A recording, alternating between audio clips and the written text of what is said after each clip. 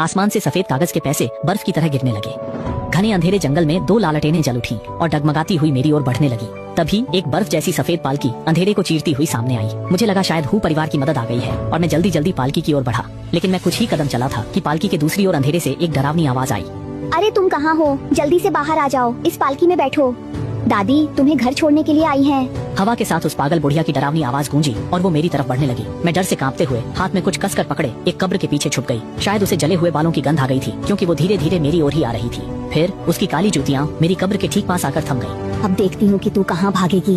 वह मुझे सूंघते हुए करीब आई। कुछ देर बाद बुढ़िया ने आह भरी और चली गई। उसके जाते ही मैंने चैन की सांस ली। मुखिया दादा की सलाह मानकर मैं जंगल के रास्ते ऊपर बढ़ी। चोटी पर पहुंचकर मैंने उस पेड़ के पीछे से हु परिवार की पत्थर की पटियां निकाली। मैं वहां घुटनों के बल बैठी और पेटी थामकर 3 बार माथा टेका।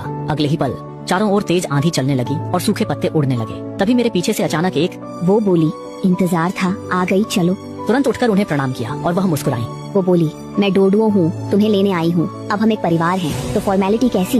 मैंने राहत की सांस ली और उन्हें धन्यवाद दिया, लेकिन वह हाथ हिलाकर बोली, रोंग रोंग प्रिंसेस की जिद पर मैं तुम्हें लेने आई हूँ, उसी से औपचारिक रहो। आती नहीं, वह मजबूरी में हंसी। पूछा, रोंग? रोपन। वो बोली, रोंग रोंग घर की दूसरी बेटी है, बेहद प्यारी है। सुहाग रात पर देख लेना, नाम भी सही है, नन्ही लोमड़ी। सुहाग रात पर मेरा दिल धड़क उठा। फिर मेरा लाल चेहरा देख वह मुस्कुराते हुए बोला, रस्म है कि सुहाग रात से पहले मिलना मना है। तुम घबराओ मत, रोंग रोंग बेहद खूबसूरत है। ये सुन मैं शर्म से लाल हो गई और कुछ बोल न सकी। हम देर तक चुपचाप चलते रहे। तभी रोशनी से जगमगाता एक बंगला दिखा, जहाँ नौकर खड़े थे। मैं जैसे ही अंदर बढ़ी, मेरी नजर ऊपर की खिड़की पर पड़ी। लगा कोई झुका हुआ मुझे देख रहा है। गौर से देखने पर इसका आभास हुआ।